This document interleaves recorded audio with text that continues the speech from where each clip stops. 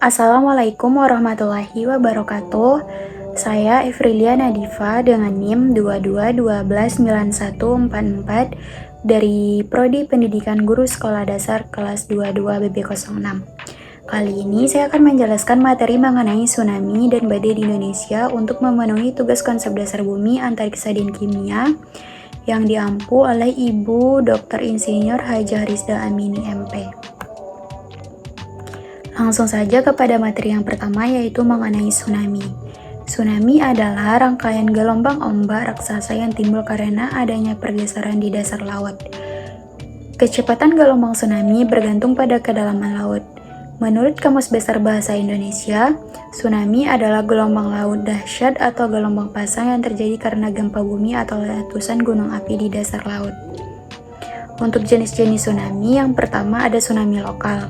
Tsunami lokal merupakan jenis tsunami yang berkaitan dengan epicentrum gempa yang terjadi di sekitar area pantai. Waktu tempuh yang diperlukan dari titik kejadian hingga tiba di bibir pantai sekitar 5-30 menit.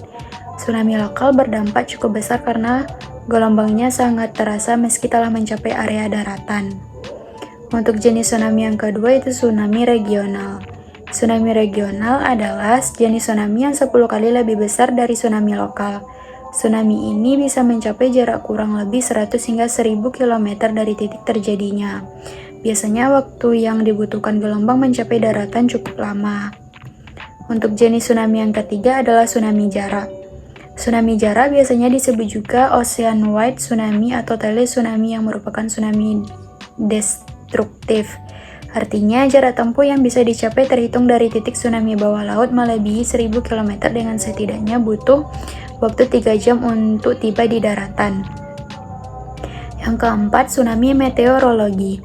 Tsunami meteorologi disebut dengan meteotsunami atau tsunami atmosfer.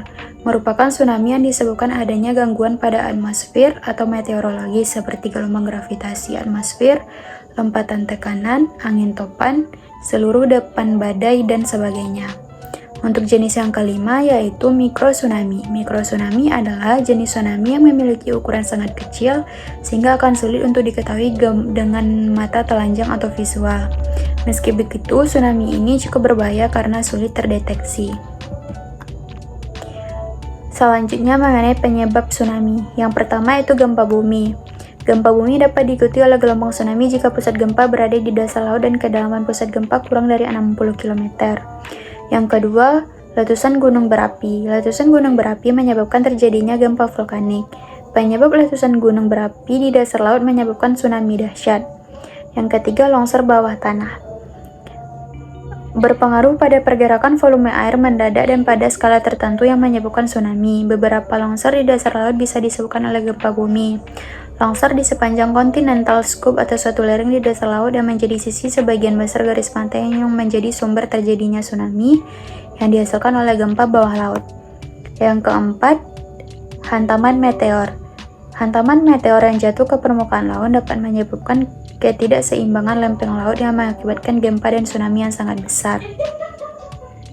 Untuk materi selanjutnya yaitu mengenai tanda-tanda tsunami. Yang pertama, suara gemuruh. Jika mendengar suara gemuruh tiba-tiba, perlu diwaspadai akan bahaya tsunami yang akan terjadi. Suara gemuruh itu terjadi akibat adanya pergeseran lempeng bumi di bawah laut. Yang kedua, tanda dari hewan. Tanda berikutnya adalah tanda-tanda hewan yang tidak lazim dari biasanya. Terdapat aktivitas burung-burung camar yang biasanya muncul di area laut. Binatang ini akan cenderung menjauhi laut karena insting tajam mereka akan bahaya yang terjadi. Yang ketiga, surutnya air laut. Pada proses awal, tsunami ditandai dengan surutnya air laut secara tiba-tiba. Hal ini disebabkan terbukanya lempengan bumi di bawah laut. Otomatis air laut akan mengisi ruang yang dibuat oleh lempeng bumi yang terbuka. Dan yang terakhir adalah aktivitas laut yang berbeda. Laut akan otomatis memberikan tanda terjadinya tsunami. Beberapa menit sebelumnya adanya gelombang besar, akan ada gelombang-gelombang kecil yang menandai kembalinya air laut. Untuk contoh tsunami sendiri yang terjadi di Indonesia adalah tsunami Aceh pada tahun 2004. Penyebab tsunami Aceh pada tahun 2004 ini berkaitan dengan gempa bumi dahsyat di Samudra Hindia. Gempa dengan magnitudo 9,1 hingga 9,3 yang menjadikan sebagai salah satu gempa terbesar dalam catatan sejarah. Epicenter gempa terletak sekitar 30 km di bawah dasar laut. sekitar 150 km di bawah Laut Aceh. Gempa ini terjadi akibat aktivitas tektonik di zona subduksi antara lempeng Indo-Australia yang bergerak di bawah lempeng Eurasia. Karena pergerakan yang kuat dan mendalam ini, terjadinya pergeseran vertikal yang signifikan di dasar laut. Pergeseran tersebut mengakibatkan perubahan besar pada lapisan air laut di atasnya dengan dasar laut yang naik atau turun secara drastis. Pergeseran vertikal tadi menciptakan gelombang tsunami yang terjadi di Samudra Hindia. Gelombang tsunami dengan kecepatan tinggi merambat melintasi lautan menuju pesisir Aceh dengan kekuatan yang sangat besar. Ketika akhirnya tiba di pesisir, gelombang tersebut menghantam daratan dengan kekuatan luar biasa, menghancurkan apapun yang berada di jalur mereka. Untuk pembahasan yang kedua itu mengenai badai. Badai sendiri adalah gangguan udara yang terjadi di atmosfer.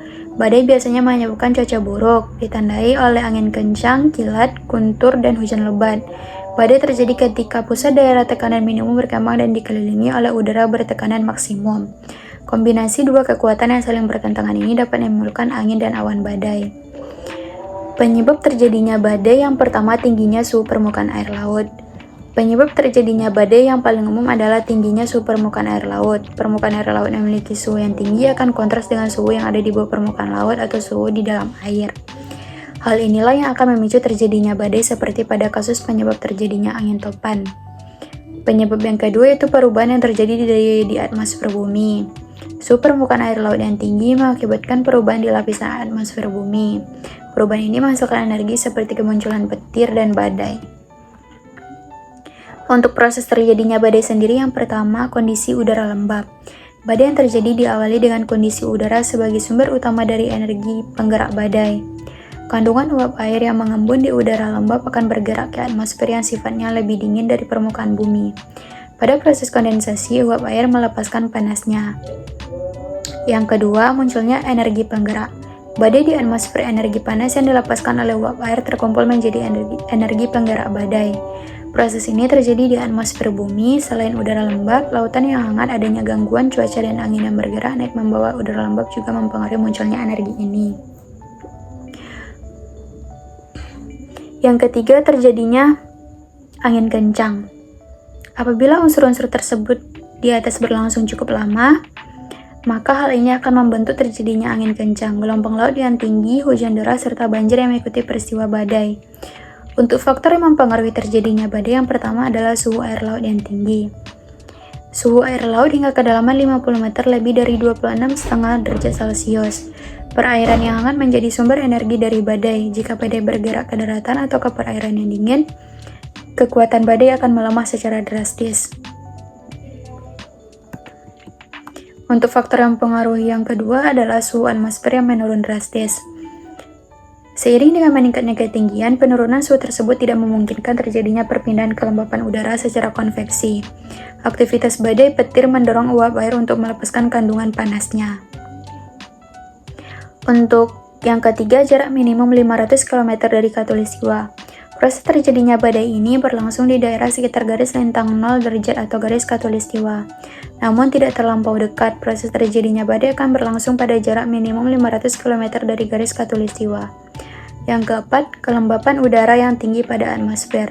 Kelembapan udara yang tinggi pada atmosfer diakibatkan oleh suhu atmosfer yang menurun. Kelembapan tersebut juga berpengaruh pada proses terjadinya badai. Yang kelima, angin bergerak naik vertikal secara perlahan. Angin yang bergerak naik secara vertikal dengan kecepatan kurang dari 10 meter per detik akan mempengaruhi proses terjadinya badai. Angin tersebut tidak akan merusak proses pembentukan formasi badai, khususnya badai siklon tropis. Untuk contoh badai yang ada di Indonesia, yang pertama siklon tropis Cempaka 27 November sampai 1 Desember 2017. Merupakan salah satu siklon tropis yang membawa dampak tidak langsung berupa curah hujan yang sangat tinggi di wilayah Yogyakarta dan selatan Jawa lainnya yang dekat dengan pusat siklon tropis Cempaka tersebut. Tekanan terendah tercatat pada siklon tropis Cempaka mencapai 994 meter dengan kecepatan angin 60 km per jam. Hanya itu materi yang saya jelaskan. Apabila terdapat kesalahan dalam apa yang saya sampaikan, saya mohon maaf. Assalamualaikum warahmatullahi wabarakatuh.